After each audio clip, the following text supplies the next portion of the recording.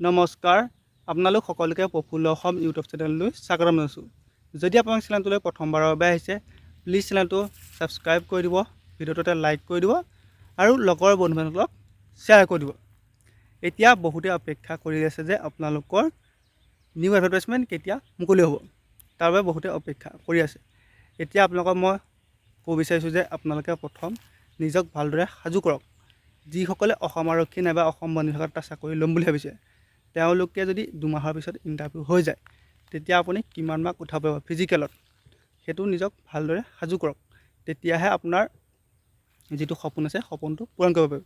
গতিকে আপুনি এডভাৰটাইজমেণ্ট কেতিয়া মুকলি হ'ব তালৈ অপেক্ষা কৰি নাথাকি আপুনি এতিয়াৰ পৰা নিজক ভালদৰে সাজু কৰক, যাতে আপোনালোকৰ 3 মাহৰ পিছত 6 মাহৰ পিছত যদি ইণ্টাৰভিউ হৈ যায়, আপুনি কোনদিনাখন ক'ব লগা নহয় যে মই ফিজিকেলত কম মাৰ্ক পালোঁ, বতৰ বেয়া, নাইবা ফিল্ডখন 200 মিটাৰ দিলে, নাইবা ফিল্ডখন 400 মিটাৰ দিলে, নাইবা ফিল্ডখনত বালি হ'ল।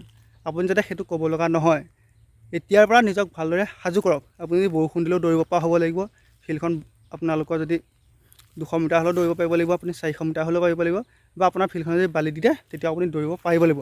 আপুনি মুঠতে যেনেকৈ নহওক ফিজিকেলত এটা ভাল মাৰ্ক উঠাব লাগিব, তেতিয়াহে আপুনি ৰিটেন টেষ্ট দিবলৈ পাব। গতিকে আপোনালোকে নতুন এডভাৰটাইজমেণ্ট কেতিয়া মুকলি হ'ব তাৰ বাবে অপেক্ষা নকৰি নিজক ভালদৰে সাজু কৰক। আৰু যিসকলে এডিআৰই নতুন এডভাৰটাইজমেণ্টৰ বাবে অপেক্ষা কৰি আছে, সেইসকলক ক'ব বিচাৰিছোঁ যে আপোনালোকে ভালদৰে পঢ়া শুনা কৰি থাকক। যদি আপোনাৰ 3 মাহৰ পিছত পৰীক্ষা হয়, আপুনি চিলেবাছটো কিমান কমপ্লিট কৰিছে। এতিয়া বহুতে সোধে চিলেবাছ কি, আপোনালোকৰ আগৰকেইটা পৰীক্ষা যেনেকৈ হৈ গৈছে এইটো পৰীক্ষা তেনেকৈ হ'ব, আপোনালোকৰ চিলেবাছ একে থাকিব। চিলেবাছত আপোনালোকৰ কোনো ধৰণৰ সলনি নহয়, আপোনালোকৰ একেটা চিলেবাছতে পৰীক্ষা হৈ আছে। গতিকে আপোনালোকে প্ৰথম নিজক ভালদৰে সাজু কৰক, তাৰপিছত আপুনি এডভাৰটাইজমেণ্টৰ বাবে অপেক্ষা কৰিব। আৰু বহুতে এটা ভুল কৰে, তেওঁলোকে ভাবি থাকে যে অসম আৰক্ষীত এটা চাকৰি ল'ব লাগে। যিসকল দুখীয়া মধ্যবিত্ত ঘৰৰ ল'ৰা ছোৱালী আছে, সেইসকলে মই ক'ব বিচাৰিছোঁ যে আপোনালোকৰ সপোনটো এটাতে সীমাবদ্ধ নাৰাখিব।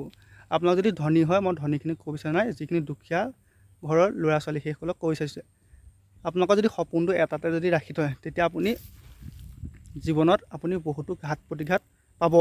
কিয়নো আপুনি কিবা কাৰণত অসম আৰক্ষীত যদি চাকৰিটো নাপায়, তেতিয়া আপোনাৰ জীৱনটো বহুত খেলি মেলি হৈ যাব। গতিকে আপোনালোকে যিটো সপোন আছে, সপোনটো এটাত নাৰাখিব। আপোনালোকৰ প্ৰথম সপোনটো হ'ব লাগে এটা চৰকাৰী চাকৰি। আপোনালোকৰ প্ৰথম যিটো সপোন সেইটো হৈছে এটা চৰকাৰী চাকৰি। সেইটো লাগিলে আপোনালোকৰ এডিআৰই 3rd গ্ৰেড বা 4th গ্ৰেডত হওক, নাইবা আপুনি অসম আৰক্ষীৰ হওক, নাইবা আপোনালোকে হেল্থ ডিপাৰ্টমেণ্টত হওক, নাইবা আপোনালোকৰ ফৰেষ্ট ডিপাৰ্টমেণ্টত হওক, আপোনালোকৰ যিকোনো এটা বিভাগত মুঠতে এটা আপুনি চাকৰি ল'বলৈ চেষ্টা কৰক। যদি আপোনালোকে এটা চাকৰি লৈ ল'ব পাৰে, তেতিয়া আপোনালোকৰ যিমানখিনি প্ৰেছাৰ আছে প্ৰেছাৰটো কমি যাব। আপুনি কিবা কাৰণত যদি যিটো সপোন আছে সপোনটো পূৰণ কৰিব নোৱাৰিলেও আপুনি ধুনীয়াকৈ চলি যাব। আপোনাৰ যিটো সপোন আছে বা আপুনি অসম আৰক্ষী হোৱাৰ যিটো সপোন আছে, সেইটো আপোনালোকৰ 30 বছৰ বয়সমানলৈকে থাকিব। তাৰপিছত আপোনালোকৰ সেই সপোনটো আঁতৰি যাব। তাৰপিছত আপোনালোকৰ ভাবিব যে কেনেকৈ মই পইচা পাওঁ। আপোনালোকৰ যি চাকৰি নহওক মুঠতে পইচা পালে হৈ যায়। গতিকে আপোনাৰ যিটো সপোন আছে, সেই সপোনটো এটাত সীমাবদ্ধ নাৰাখি আপুনি সকলোৰে বাবে নিজক ভালদৰে সাজু কৰক। আপুনি ভালদৰে দৌৰা বা লং জাম্পৰ প্ৰেক্টিছ কৰক, ভালদৰে পঢ়া শুনা কৰি থাকক, যাতে আপোনালোকৰ নতুন যি আহে আপুনি তাতে এটা চাকৰি ল'ব পাৰে। আৰু আপোনালোকক এইখিনিতে কৈ যাওঁ যে আপোনালোকৰ ৰেলৱে যিখিনি গ্ৰুপ ডি পোষ্টৰ বাবে এপ্লাই হৈ আছে, সেইখিনিতো আপোনালোকে এপ্লাই কৰক। কিয়নো আপোনালোকৰ ৰেলৱে যিটো গ্ৰুপ ডি পোষ্ট আছে, তাতো এটা ভাল দৰমহা পায়। আপোনালোকে সোমাই আপোনালোকে 35+ পাব। গতিকে আপোনালোকে সেইটো এটা ভাল চাকৰি হয়, গ্ৰুপ ডি বুলি ভাবি আপোনালোকে এপ্লাই নকৰাকৈ নাথাকিব। আপোনালোকৰ যেতিয়া 2024 চনৰ 8 পে কমিশ্যন লাগি যাব, তেতিয়া আপোনালোকৰ যি চাকৰিতে নকৰক আপুনি এটা ভাল দৰমহা পাব, আপুনি ধুনীয়াকৈ চলি যাব পাৰিব। গতিকে আপোনাৰ যিটো সপোন আছে, সেই সপোনটো এটা কৰি নাথাকিব, আপুনি সকলোতে চেষ্টা কৰক। যি আহে তাতে ইণ্টাৰভিউ দিয়ক, যি পৰীক্ষা হয় সেইটো পৰীক্ষা দিয়ক, মুঠতে আপুনি এটা চাকৰি ল'ব লাগে, এটা চৰকাৰী চাকৰি পাব লাগে। গতিকে আজিৰ পৰা আপুনি ভালদৰে পঢ়া শুনা কৰক, লগতে ভালদৰে প্ৰেক্টিছ কৰক। এডভাৰটাইজমেণ্ট কেতিয়া মুকলি হ'ব তাৰ বাবে অপেক্ষা নকৰিব। মুঠতে আপুনি যদি পঢ়িছে, GK, মেথছ, ইংলিছ, ৰিজনিং পঢ়ক আৰু আপুনি ভালদৰে দৌৰক।